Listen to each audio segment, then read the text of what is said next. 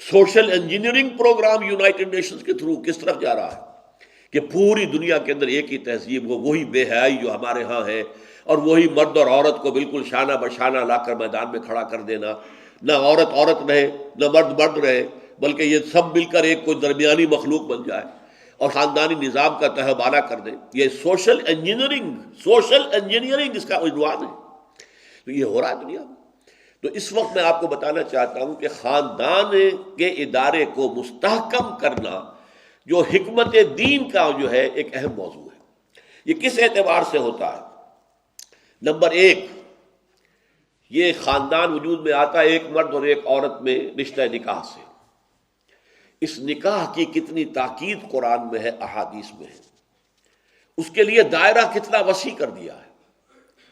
آپ ٹھیک ہے، ایک مسلمان مشرکہ خواتین سے نکاح نہیں کر سکتا، مشرکات ہیں، حالانکہ یہ عیسائی جو ہے کتنے بڑے مشرک ہیں، ان میں سے بھی عیسائی اور یہودیوں کو مستثنیٰ کر دیا گیا۔ عیسائی اور یہودی عورت سے آپ شادی کر سکتے ہیں، مشرکہ سے نہیں کریں گے، ہندو سے نہیں کریں گے، کوئی اور جو بھی مظاہر فطرت کو پوجنے والے ان سے نہیں کریں گے۔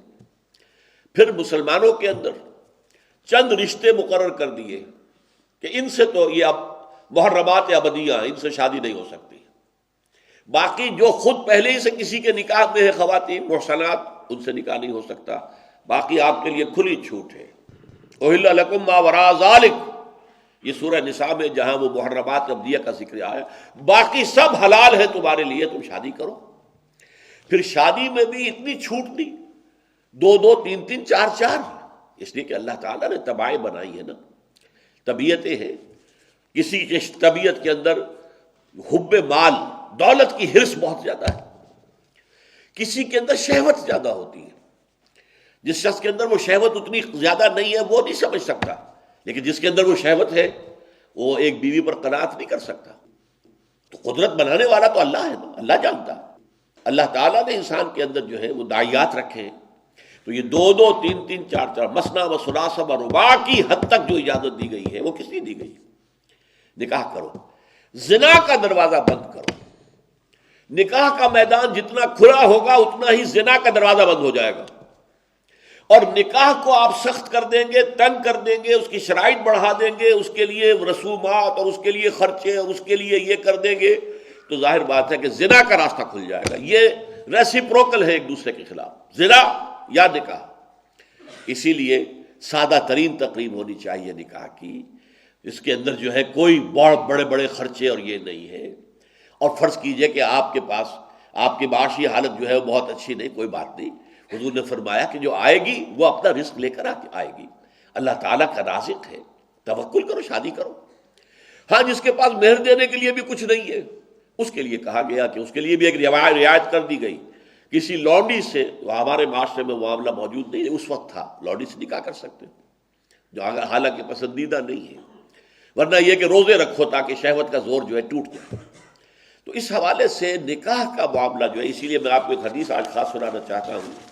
حضور نے فرمایا النکاح من سنتی، یہ تو جو نکاح کا خطبہ ہوتا ہے اس میں ہمیشہ آپ سنتے ہی ہیں، فَمَن لَّمْ يَعْمَلْ بِسُنَّتِي فَلَيْسَ مِنِّي، جان لو جو میری سنت پر عمل نہیں کرتا وہ مجھ میں سے نہیں ہے۔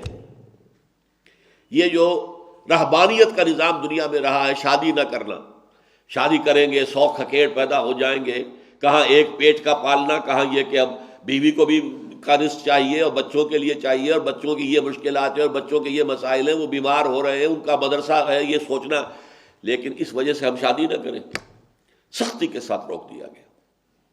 یہ راستہ بند ہے شریعت کے اندر، اور بڑی ہدایت کی گئی کہ نکاح جلد سے جلد کرو، بچے اور بچیاں جوان ہو جائیں جلد سے جلد شادی کرو، ورنہ اگر وہ غلط راستے پر پڑ جائیں گے تو وبال والدین پر آئے گا کہ انہوں نے دیر کیوں کی۔ اس میں 3 اشخاص کا ایک خاص معاملہ، یہ صحیح بخاری کی روایت ہے، ثلاث راحت، 3 افراد میں کچھ زیادہ تقویٰ کا اور نیکی کا اور خیر کا، بھلائی کا جذبہ کوئی بہت زیادہ بڑھ گیا، اعتدال سے آگے نکل گئے۔ تو انہوں نے سوچا کہ پہلے تو ہم پتہ کریں کہ حضور رات کو کتنی دیر نماز پڑھتے ہیں اور کتنی دیر سوتے ہیں، اور حضور مہینے میں کتنے روزے رکھتے ہیں۔ ازواج مطہرات سے جا کے پوچھا، انہوں نے صاف صاف بتا دیا حضور رات کو نماز بھی پڑھتے، سوتے بھی ہیں، اور روزے رکھتے بھی ہیں، نہیں بھی رکھتے۔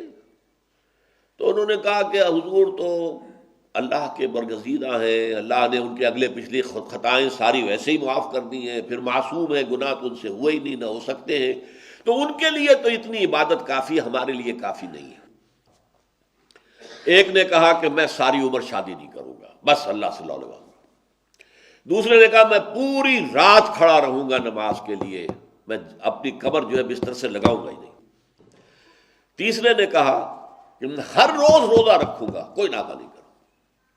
حضور کو اس کی اطلاع ہو گئی، آپ نے طلب فرمایا اور بڑے غضبناک انداز میں فرمایا، یہ آپ کا انداز نہیں ہے عام طور پر۔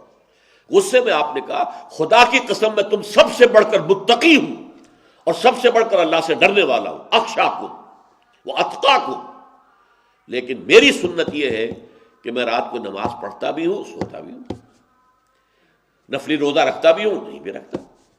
میں نے شادیاں کی ہیں، کتنی شادیاں کی ہیں۔ یہاں پھر وہی لفظ آئے اس کے بعد، من رغب عن سنتی فلیس منی، جان لو کہ تم نیکی کے اندر اس طرح حد اعتدال سے تجاوز کرو گے تو پھر تم مجھ میں سے نہیں ہو، مجھ سے کوئی تعلق نہیں۔ تو پہلی بات جو ہے نکاح کے ضمن میں کہ نکاح کے لیے یہ تاکید۔ نمبر 2،